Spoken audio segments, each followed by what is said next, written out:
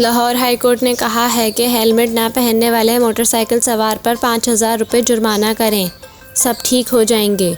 Lahore high court में smoke के तदराक के लिए दरख्वास्त पर समाअत हुई। दौरान समाअत जस्टिस शाहिद करीम ने ट्रैफिक पुलिस को कहा कि हेलमेट न पहनने वाले मोटरसाइकिल सवार पर 5,000 रुपये जुर्माना करें। इस हवाले से रूल्स बनाएं, अदालत इस पर हुक्म जारी कर देगी।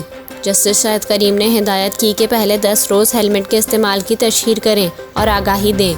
इस दौरान अदालत ने प्रिंसिपल MAO कॉलेज के साइकिल पर दफ्तर जाने को सराहा। केस की मजीद समाअत आइंदा जुम्मे तक मुलतवी कर दी गई।